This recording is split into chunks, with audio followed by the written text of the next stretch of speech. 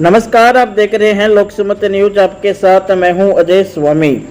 News bulletin में मुख्य रूप से आज चर्चा करेंगे खाजूवाला में दलित युवती के साथ हुए गैंग रेप और मर्डर घटनाक्रम की। इसके अलावा अन्य खबरों को बुलेटिन में देखेंगे। खबरों की जानकारी के लिए लोकसमत न्यूज चैनल को सब्सक्राइब कर लीजिए ताकि खबरों की आपको अपडेट मिलती रहे। शुरुआत करते हैं खबरों की। गत दिनों पहले बीकानेर जिले के खाजूवाला में दलित युवती के साथ गैंगरेप हुआ और उसके बाद युवती की हत्या कर दी गई। इस मामले में 2 पुलिसकर्मियों का भी नाम सामने आया जिन्हें सस्पेंड कर दिया गया है। इस घटनाक्रम के बाद परिजनों और आमजन की ओर से जोरदार आंदोलन किया गया था। कल समझौते के बाद एक बार यह मामला शांत हो गया, तो वही आज भाजपा की ओर से प्रदर्शन किया गया है। कांग्रेस के एक नेता ने अपनी पार्टी के महत्वपूर्ण पद से इस्तीफा दे दिया है, तो वही भाजपा के विधायक मदन दिलावर ने कांग्रेस पर कई गंभीर आरोप लगाए हैं।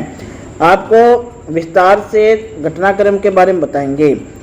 पहले आज इस मामले में बीकानेर में भाजपा की ओर से जोरदार प्रदर्शन किया गया। भाजपा के जिला अध्यक्ष वेद व्यास और देहात के अध्यक्ष जसराज शिवर के नेतृत्व में मुख्यमंत्री गहलोत का पुतला दहन किया गया। बीकानेर के कोर्ट गेट पर भाजपा कार्यकर्ताओं की ओर से नारेबाजी करते हुए कांग्रेस सरकार के खिलाफ जोरदार प्रदर्शन किया गया। आज बीकानेर युवा मोर्चा भाजपा युवा मोर्चा के द्वारा शहर और देहात के संयुक्त तत्वाधान में मुख्यमंत्री अशोक गहलोत के पुतले का दहन किया गया था। पिछले 4 साल से राजस्थान में जो कांग्रेस सरकार है, ऐसा लग ही नहीं रहा है कोई सरकार है, जंगल राज लग रहा है, जिसका ताज़ा उदाहरण 10 दिनों में लगातार देखने को मिल रहा है। बड़े दुर्भाग्य की बात है। आप देख रहे होंगे 3 दिन पहले खाजूवाला के अंदर पुलिस की मिलीभगत पाई गई थी। एक दलित युवती का पहले अपहरण किया गया, उसके बाद उसका रेप किया गया और बाद में उसकी लाश मिली, उसका मर्डर हो जाती है। पूरे राजस्थान में ऐसा लग रहा है मानो लॉ एंड ऑर्डर जो है वो एकदम भंग हो गया है। अपराधियों के अंदर पुलिस और प्रशासन का डर समाप्त हो गया है। सरकार नाम की कोई चीज़ बची नहीं है, ऐसा लग रहा है। इसीलिए आज भारतीय जनता युवा मोर्चा के द्वारा बीकानेर में शहर और देहात के संयुक्त तत्वाधान में मुख्यमंत्री का पुतला दहन किया गया। वेद व्यास युवा मोर्चा जिला अध्यक्ष बीकानेर शहर। खाजूवाला वाले मामले में विधायक मदन दिलावर जो बीजेपी के प्रदेश महामंत्री है, उनके द्वारा आज एक प्रेस कॉन्फ्रेंस का बीकानेर में आयोजन किया गया। मदन दिलावर ने कहा कि पुलिस के कर्मचारियों ने युवती से सामूहिक बलात्कार कर उसकी हत्या कर दी। जिनको संरक्षण का जिम्मा है वही भक्षण करने लगे हैं। उन्होंने कहा है कि कांग्रेस की पकड़ शासन प्रशासन पर नहीं रही है। सरकारी अधिकारी कर्मचारी समझ गए हैं कि कितना भी अन्याय भ्रष्टाचार जनता के साथ कर ले, उनको बचाने के लिए मुख्यमंत्री अशोक गहलोत खड़े हैं। उन्होंने इस मामले की कड़े शब्दों में निंदा की और कांग्रेस सरकार पर कई गंभीर आरोप लगाए। सुनिए विधायक मदन दिलावर ने क्या कुछ कहा। किसी युवती के साथ सामूहिक बलात्कार करके हत्या कर देना, और सबसे ज्यादा चिंता का विषय ये है कि जिनके ऊपर रक्षा का जिम्मा है वही भक्षक बन जाए, यानी पुलिस ही उसमें शामिल हो जाए गैंगरेप में। और उससे भी ज्यादा चिंता का विषय ये है कि बलात्कारियों के साथ और हत्यारों के साथ सरकार खड़ी हो जाए, वहां के विधायक और वहां के मंत्री खड़े हो जाए और कहे कि इनको आरोपी क्यों बना रहे हो, ये आरोपी नहीं है, पहले तो आरोपी थे ही नहीं, अब किसके दबाव में आरोपी बना रहे हो। ये बहुत चिंता का विषय है, क्योंकि आरोपियों के साथ यानी हत्यारों के साथ, बलात्कारियों के साथ, गैंगरेप करने वालों के साथ अब गोविंद राम खड़े हो गए। यदि को थोड़ी भी चिंता होती तो गोविंद राम जी मेघवाल स्वयं पीट परिवार को मिलने जाते, उनके दर्द को सुनते और उनका निवारण करने की कोशिश करते। एक भी कांग्रेसी वहां नहीं गया। इससे आपको पता होगा, इससे बहुत ही आहत हुए सीताराम इनके महासचिव है कांग्रेस के, और उन्होंने इस्तीफा दे दिया है कि कांग्रेस का रोल इस पे ठीक नहीं रहा है। अनुसूचित जाति के और विरोधी रहा है, महिलाओं की प्रताड़ना से बलात्कार करने के विरोध में किया है। उनके जो आरोपी उनके पक्ष में रहा है, ये सोच करके ये उन्हें एसेस करके और अपना इस्तीफा सौंप दें। मैं समझता हूँ कि ऐसा कांग्रेस को नहीं करना चाहिए था, लेकिन कांग्रेस तो हमेशा ही अनुसूचित जाति की विरोधी रही है। इस देश में उस समय के तत्कालीन सबसे ज्यादा पढ़े लिखे डॉक्टर भीमराव अंबेडकर जी का भी अंतिम संस्कार राजघाट पर नहीं करने दिया था इस कांग्रेस ने। इस कांग्रेस ने डॉक्टर अंबेडकर साहब को कांग्रेस के सत्ता में रहते हुए भारत रत्न नहीं दिया, न मिलने दिया और न ही इनका लोकसभा में चित्र लगाने दिया। यानी इतनी चिढ़ थी अनुसूचित जाति के लोगों से, तो ये इनके डीएनए में ही अनुसूचित जाति का विरोध करना है। वहीं खाजूवाला में हुए गैंगरेप और मर्डर के बाद कांग्रेस पार्टी और उनके नेताओं के रवैये को देखते हुए कांग्रेस के ही देहात महासचिव सीताराम नायक ने अपने पद से इस्तीफा दे दिया है। उन्होंने कांग्रेस की प्राथमिक सदस्यता से भी इस्तीफा दिया है।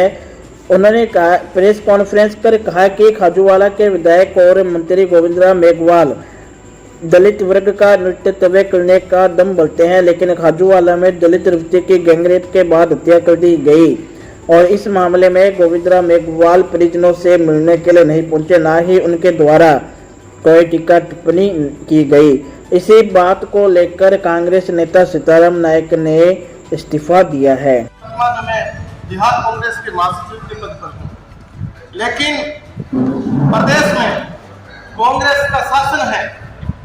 जिस तरीके से 2018 में प्रदेश की जनता ने कांग्रेस के शासन को स्थापित करने के लिए जिस उम्मीदों पर इन्होंने काम किया, उस उम्मीदों पर कांग्रेस है वो खरा नहीं उतरी।